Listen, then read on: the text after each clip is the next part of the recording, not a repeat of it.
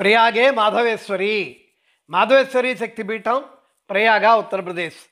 మన దేశంలో అన్ని తీర్థస్థలాల కంటే అత్యంత పవిత్రమైనదిగా తీర్థరాజ్యంగా ప్రయాగ సంగమం ప్రసిద్ధి చెందింది. ప్రాచీన కాలం నుండి ప్రయాగకి తీర్థయాత్రా స్థలాలలో ప్రాముఖ్యత ఉంది. ప్రయాగ అనే పదానికి అర్థం మహాయాగ స్థలం. ఇక్కడ దేవతలు ఋషులు అనేక యాగాలు చేయడం వల్ల ఈ క్షేత్రానికి ప్రయాగ అని పేరు వచ్చిందంటారు. ఇక్కడ సాక్షాత్తు బ్రహ్మదేవుడే 10 సార్లు అశ్వమేధ యాగం చేశాడట. పురాణాల్లో ప్రయాగ తీర్థ మహత్యం గురించి చాలా పొగడ్తలు ఉన్నాయి. సర్వశ్రేష్టమైన తీర్థమని, సర్వదేవతల నివాస స్థలమని, బ్రహ్మదేవుడు సృష్టించిన తీర్థమని మత్స్య పురాణంలో ఉంది. అజ్ఞానం నుండి జ్ఞానానికి, అంధకారం నుండి ప్రకాశానికి, అవిద్య నుండి విద్యకి ప్రయాగ తీసుకువెళ్తుందని మార్కండేయ మహర్షి మత్స్య పురాణంలో వివరించాడు. ముల్లోకాలలో ప్రయాగకు మించిన తీర్థం లేదని, ఆ తీర్థ దర్శనం వల్ల, ఇక్కడ స్నానం వల్ల జన్మజన్మల పాపాలు నశిస్తాయని పురాణాలు కొనియాడుతున్నాయి. ప్రయాగ నా క్షేత్రం, నాకు ప్రయాగ వైకుంఠం కంటే కూడా గొప్పది అని విష్ణు భగవానుడు అన్నట్లు పద్మపురాణం తెలియజేస్తుంది. ఈ తీర్థ దర్శనం వల్ల, స్మరణ వల్ల 7 జన్మల్లో చేసిన బ్రహ్మహత్యాది పాతకాల నుండి కూడా పరిహారం కలుగుతుందని పద్మపురాణం చెబుతున్నది. ప్రయాగ తీర్థయాత్ర వల్ల జన్మాంతరాలలో చేసిన మహాపాతకాలన్నీ నశిస్తాయని కాశీఖండం చెబుతోంది. ప్రయాగ కేవలం తీర్థం కాదు, భగవంతుడి రూపం అని బ్రహ్మపురాణం తెలియజేస్తోంది. పురాణాలు పొగడుతున్న ఈ ప్రయాగ క్షేత్ర ప్రాముఖ్యత ఇప్పటికీ తగ్గలేదు.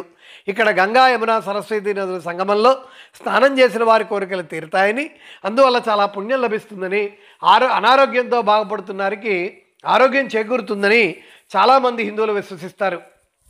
ముఖ్యంగా 12 సంవత్సరాలకు ఒకసారి జరిగే కుంభమేళాలో లక్షలాది ప్రజలు పాల్గొనడం వల్ల ఆ సంరంభం ప్రపంచ దృష్టిని కూడా ఆకర్షిస్తుంది.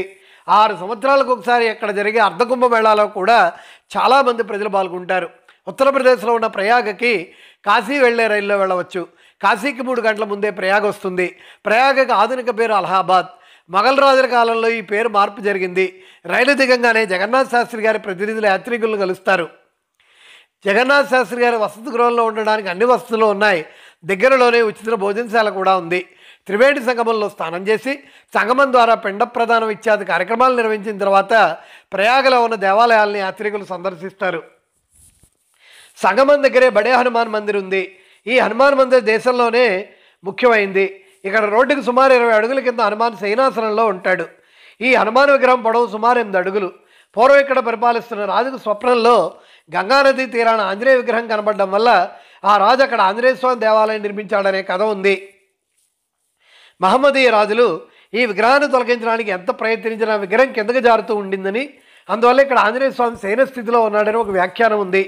వర్షాకాలంలో గంగానదికి వరదలు వచ్చినప్పుడు ఇక్కడ ఆంజనేయ స్వామి విగ్రహం వరద నీటిలో మునిగి ఉంటుంది. ఇక్కడ నరక చతుర్దశి రోజు హనుమత్ జయంతి జరుపుతారు. హనుమాన్ మందిర సమీపంలోనే శంకర విమాన మండపం ఉంది. దీన్ని దక్షిణా శైలిలో కంచికామకోటి పీఠం వారు నిర్మించారు. ఎత్తైన దేవాలయం ఎంతో ఆకర్షణీయంగా ఉంటుంది. దేవాలయం 3 అంతస్తుల్లో ఉంది. మొదటి అంతస్తులో కంచికామాక్షి, 2వ అంతస్తులో తిరుపతి వెంకటేశ్వర స్వామి, 3వ అంతస్తులో జగద్గురు శంకరాచార్యుల వారు ప్రతిష్ఠితమై ఉన్నారు. ఈ దేవాలయం కూడా ఇక్కడ యాత్రికులకు ఒక ప్రధానమైనటువంటి ఆకర్షణ. ప్రయాగలో అష్టాదశ శక్తిపీఠాల్లో ఒక శక్తిపీఠం కూడా ఉంది. పురాణాలలో ప్రయాగే మాధవేశ్వరి అని ఉంది. అయితే ప్రయాగలో శక్తిపీఠం గురించి కొంత అయోమయ పరిస్థితి ఏర్పడింది. ప్రయాగలో మాధవేశ్వర దేవాలయాలు 2-3 ఉన్నాయి, కానీ అవి ప్రాచీనమైనవి కావు. అవి గ్వాలియర్ రాజులు కట్టించిన ఆధునిక కట్టడాలు. ఇక్కడ చాలామంది లలితాదేవి దేవాలయాన్ని శక్తిపీఠంగా గుర్తిస్తున్నారు. అలహాబాద్కు సుమారు 5 కిలోమీటర్ల దూరంలో ఉన్న మీరాపూర్లో ఈ దేవాలయం ఉంది. ఈ దేవాలయానికి పురాణం అనేది సిద్దిపేట లలితా మందిర్ అని బోర్డు ఉంది. దేవాలయం చక్రం ఆకారంలో ఉంటుంది. గుడికి పశ్చిమ దిక్కు తప్ప మిగతా వైపు ద్వారాలు ఉన్నాయి. వాటిలో తూర్పు ద్వారం ముఖ్య ద్వారం. దేవాలయం పాలరాతి కట్టడం. ఇక్కడ రాజరాజేశ్వరి దేవి, లలితాదేవి, త్రిపురసుందరీ దేవుల మూర్తులు ఉన్నాయి. ఈ దేవతల వెనకాల శ్రీచక్రం ఉంది. దక్షిణాన గౌరీదేవి, ఉత్తరాన వినాయక దేవతలు కూడా ఉన్నారు. భక్తులు దేవాలయంలో కూర్చొని ధ్యానం, దైవనామం, పూజలు చేస్తారు. దేవాలయ ప్రాంగణంలో నుంచి సంకట విమోచన దేవాలయం పాదరసంతో తయారైన శివలింగం మాదిరిగా ఉంటుంది. దేవాలయం ప్రకారంలో ప్రాచీన వృక్షం కూడా ఉంది. దీన్ని అక్షయ వృక్షము అంటారు. ఇక్కడ శక్తిపీఠం అత్యంత ప్రాచీనమైందని, శక్తివంతమైందని, ఇంత గొప్ప శక్తిపీఠం ఇంకెక్కడా లేదని ఇక్కడి పురోహితులు చెబుతారు. శక్తిమాత అయిన ఇక్కడ లలితాదేవి భక్తుల కోరికలను నెరవేరుస్తుందని, భక్తులందరినీ రక్షిస్తుందని భక్తులు విశ్వసిస్తారు. ద్వాపరయుగంలో ఇక్కడ పాండవులు వచ్చినప్పుడు అర్జునుడు భూమిలోకి బాణం వేసి నీళ్లు తెప్పించి లలితాదేవికి అభిషేకం చేశాడని ఇక్కడ చెబుతారు. ఈ శక్తి మాత్రం చాలా శక్తివంతమైందని, ఈ శక్తి లేకపోతే శివుడి శవమేనని కూడా అంటారు.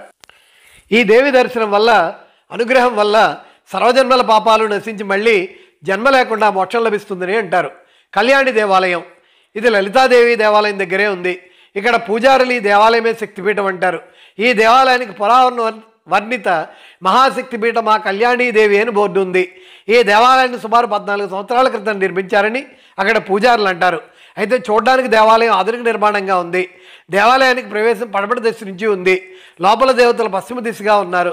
ఇక్కడ రాజరాజేశ్వరి, దుర్గా, కళ్యాణి దేవతలు ఉన్నారు. దేవాలయ ప్రాంగణంలోనే చిన్న శివాలయం, రాధాకృష్ణుల, గణపతుల విగ్రహాలు కూడా ఉన్నాయి. అలోపీదేవి మందిరం ఇక్కడ ధారాగంజ్ సమీపంలో ఉన్న అలోపీ దేవాలయం శక్తిపీఠమని దేవాలయంలో వారంటారు.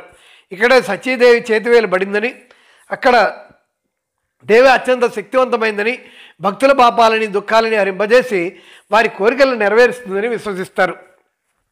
కొన్ని సంవత్సరాల నుంచి ఇక్కడ అఖండ జ్యోతి వెలుగుతూ ఉంది. సిద్ధేశ్వరి గుప్తపీఠం అలహాబాద్లోని సివిల్ లైన్స్ బస్టాండ్కి ఎదురుగా ఈ దేవాలయం ఉంది. ఈ దేవిని దర్శించిన వారికి సర్వ సుఖాలు మోక్షం లభిస్తాయని అంటారు. ఈ దేవిని దర్శించడానికి, పూజించడానికి రాక్షసులు, దేవతలు, మునులు, ఋషులు, ఎత్తులు కూడా వస్తారని, వారు గుప్తంగా ఈ దేవతను ఆరాధిస్తారని చెప్తారు. అక్షయ వృక్షం ప్రయాగాలలో ప్రాచీన కాలం నుంచి ఉన్న అక్షయ వృక్షం చాలా ప్రసిద్ధి చెందింది. ఈ వృక్షం పాతాళపురిలో ఉన్నట్లు చారిత్రక ఆధారాలు తెలియజేస్తున్నాయి. ఇతర దేశాల నుంచి మన దేశానికి వచ్చిన విదేశీ యాత్రికులు హ్యుయాన్ సాంగ్ వంటి వారు ఈ వృక్షం గురించి తమ రచనల్లో ప్రస్తావించారు. పురాణాలు ఈ వృక్ష మహత్యాన్ని స్తుతిస్తున్నాయి. ఈ వృక్షరాజు నాశనం లేదని, ఇందులో ఎల్లప్పుడూ భగవంతుడు ఉంటాడని, ఇటువంటి వృక్షం సప్తలోకాల్లో మరెక్కడా లేదని పురాణాలు తెలియజేస్తున్నాయి. పద్మపురాణంలో ఈ వృక్షాన్ని ఆదివృక్షమని అన్నారు. ఈ వృక్షాన్ని దర్శించడం వల్ల సకల బ్రహ్మాండాన్ని దర్శించడమే అవుతుందని, స్వర్గ నరక పాతాళ లోకం నుండి విముక్తి లభిస్తుందని పురాణాలు తెలియజేస్తున్నాయి. ప్రళయకాలం, కల్పాంతర కాలం తర్వాత కూడా ఈ వృక్షం ఉంటుందట. ఈ వృక్షం చుట్టూ ప్రదక్షిణ చేయడం బ్రహ్మాండానికి ప్రదక్షిణ చేయడమేనని, వృక్షాన్ని దర్శించడం వల్ల వేదాలు పఠించినంత, తీర్థయాత్రలు, దానాలు చేసినంత ఫలితం లభిస్తుందని పురాణాల్లో ఉంది. 5 యోజనాల విస్తీర్ణంలో 100 శాఖల్లో ఈ వృక్షం ఉండేదట. అయితే ప్రస్తుతం ఈ చెట్టుకి పూర్వపు ఆకారం, వైభవం లేవు. చెట్టు కోట లోపల ఉండడం వల్ల, కోట సైన్యం ఆధీనంలో ఉండడం వల్ల వృక్షాన్ని సందర్శించడం కూడా వీలు కాదు. ఎంతో ప్రసిద్ధి చెందిన వృక్షం దయనీయ స్థితిలో యాత్రికుల దర్శకులకు అదృశ్యంగా ఉండడం శోచనీయం. ఎన్నో పవిత్ర దేవాలయాలకు శక్తిపీఠానికి నిలవైన మరెక్కడా లేని త్రివేణి సంగమానికి జన్మస్థలమైన ప్రయాగ అందరూ దర్శించాల్సిన యాత్రా